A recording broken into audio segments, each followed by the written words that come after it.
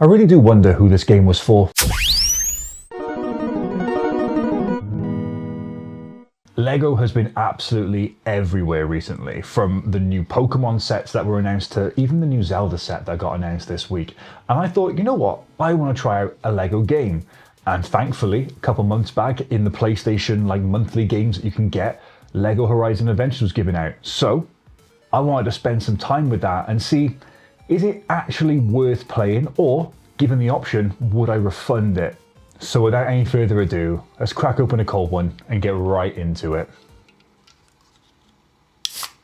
I am under the water. Please help me. First off, this is a Lego game, kind of in the name, but it's Lego and Horizon together, which is a bit different because normally we've had games in the past which have been, aside from like the Lego City games and the dedicated Lego games, I'm talking about games like Lego Harry Potter, Lego Star Wars, Lego Lord of the Rings, based on these massive franchises. And now we're going into, well, much smaller ones in comparison. That's not to say that Horizon isn't a good franchise. I absolutely love the Horizon games, and I need to play the DLC for the last game that came out. But when this game was announced, it hasn't got like the prestige or the storied history that the other games had had. So what was it going to be like? And none of us really knew what to expect. And the other big shock was it was coming to a Nintendo platform. It was going to be the first time that we were going to see Aloy actually on a platform that wasn't Sony. Well, the first thing we have to talk about is the presentation of the game. Now, this game looks incredible for a Lego game. It's not going to be some game which are going to have you sat on the edge of your seat, jaw dropped, looking at it going, wow, this is incredible. But it is a very pretty game for a Lego game. But I did have a couple of questions. The main one being, why the hell can't this game run at 4K 60? Like, what is it doing that I can't tell? I put it into quality mode at the start and performance mode just to see what the difference was, as most of us probably always do.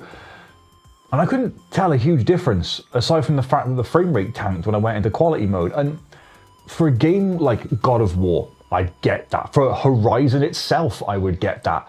But for a Lego game, I didn't get it. I didn't really understand what was going on. I'm not the smartest boy out there, so if anyone does know the answer, then do let me know. But I couldn't tell.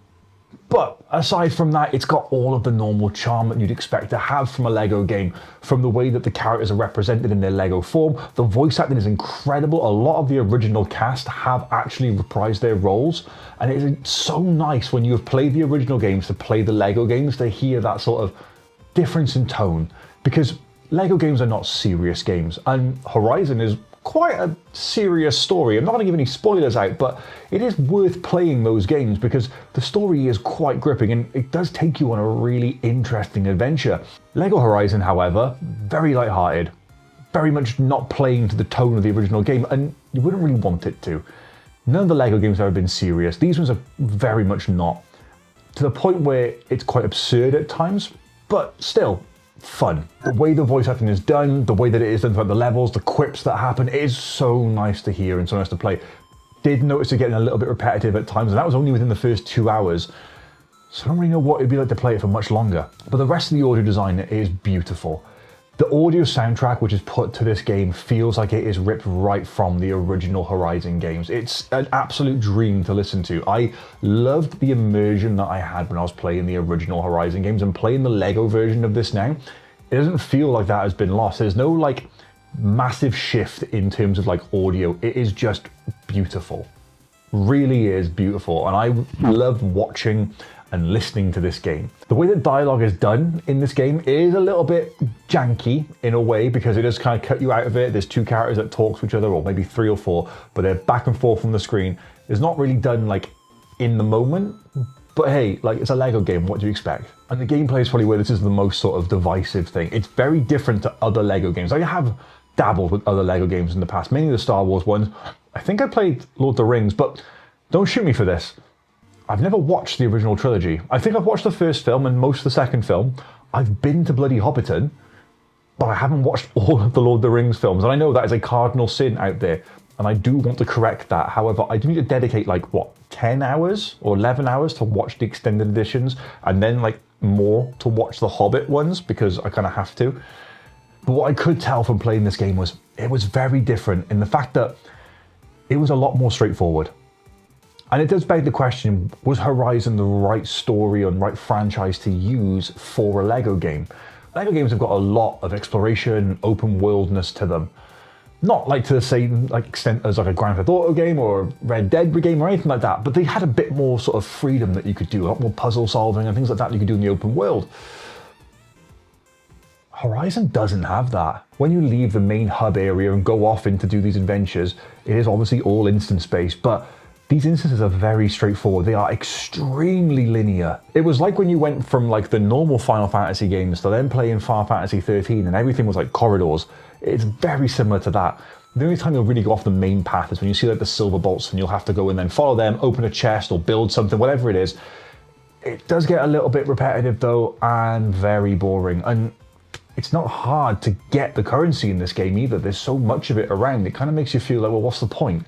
I'm not getting anything for doing this, so is it worth it? Because ultimately it all comes down to just customization at the end of the day, which I know like LEGO games have always been about like making the world your own a little bit, but to this point it kind of feels like there's nothing else that you get from it. Quick note whilst I'm editing this, I did also leave out that there is sort of skill tree customization, but it is very straightforward and very linear.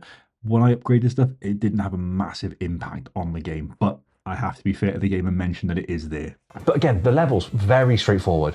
You're going to follow a path in these levels. You will find a merchant midway through who has 3 chests for you to open. Each one will be full of something different. One might be a special weapon, a bow upgrade. It could be like an item that you can use, or it could just be a load of currency. All right. And then you go off back into the game and do the rest of the level. And they're not long levels. In the first 2 hours that I played with this game, I managed to complete the first like whole section. So that's like, I think that's like 6 instances plus like the story padding that comes with the intro and all that jazz. So it didn't take me too long to get through it. I've heard that the whole runtime of this game is about 11 hours. By the way, I'm going to point out that this is not a Stanley. You got an Asda for less than £5. All right. I'm not a basic bitch. I'm just basic. And speaking of the items that you pick up, they're randomized, and that didn't sit right with me. Because Horizon games have always been about planning your attacks and making sure you're doing the right thing to take down the enemies. And in this, you haven't got to do that because of how straightforward it is to kill everything and destroy the enemy monsters. So really, the other items are there just to spice it up a little bit and make it a bit different and varied. You haven't really got to try anything different. Everything just boils down to shooting them as quick as possible before they can attack you and surviving. It feels more like a bullet hell at times than anything else. And I wouldn't expect it to be as deep as a normal Horizon game, but I would expect some form of challenge to it. But it just felt really, really easy. Now, I was playing on the medium difficulty, which is what I kind of play everything on because I want to get a good balance of the game. But even still, it didn't feel like there was much of a challenge there. One of the really nice things though is how every enemy type is introduced to you and you see a little cutscene for it, you see it acting out in its own little world. It is really nice how that works. But unfortunately, what makes them unique doesn't really change much because as soon as you come out of cover that you're hiding behind to shoot them, they can all see you anyway and they always attack you. And then you go back into cover for a few moments and you're hidden again. It's very much like paint by numbers combat. And I think in a normal LEGO game or any other franchise, that wouldn't be so bad. But with a game like Horizon being a pedigree that you're kind of coming off with this one, it doesn't really sit right. It doesn't feel like it's Horizon in game. It feels like it's Horizon in name alone. Now, did I go into this expecting myself to be stuck in this massive world with Aloy, going about these crazy adventures? No, I knew full well it wasn't going to be that. I knew it was going to be a little bit dumbed down. I knew it was going to be very much simplified to what the original Horizon games were, but I didn't expect it to be like this. Before we go any further, if you're looking at what I'm wearing and thinking, how the hell can I look that cool? Well, you can. This is the latest release from Final Boss, who are the sponsor of this channel. Eric's been on before, great guy, love him to bits. Really grateful to have them support this channel. But this is from the Resident Evil 4 drop. They've done hoodies, long sleeves, t-shirts, hats, flags, absolutely incredible stuff. Now, the pre-order for that has finished. There will be leftovers going up on the website if there's anything left. I do recommend you check out Final Boss. The link is down below in the description. If you use the code BIGTEMP at checkout, I'm not writing it anywhere, so you have to watch the videos to figure this one out. But if you use BIGTEMP at the checkout, you save yourself some money off, all right? So the question then we have is, would I keep on playing this game or would I refund it? And it's a two-part question. I did play a little bit more of it, but it wasn't because the game was making me or I felt compelled to. It was because I was thinking, surely it's got to get better than this. And it didn't. I don't know what it was about this game, but it just did not sit right with me. And I don't mean that in it made me uncomfortable. It just wasn't fun. The combat was really straightforward, really simplistic. Even switching between characters didn't feel that good. There's just a lot of stuff in it that just felt hollow. It felt really straightforward, and it felt like probably the easiest Lego game that I have played. A lot of people online have shared that sentiment about how linear it is, about how boring some of it can be, and about how much of a letdown it was for the IP. Honestly, I don't expect them to do anything else with the Lego Horizon franchise, and that's fine. I just wish this was a little bit better.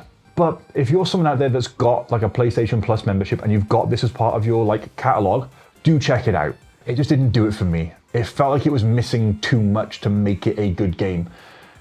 But if you've got it for part of a membership, check it out. If you haven't, I'd probably give it a miss. And regardless if they're made out of bricks or not, the Thunderjaws are still terrifying.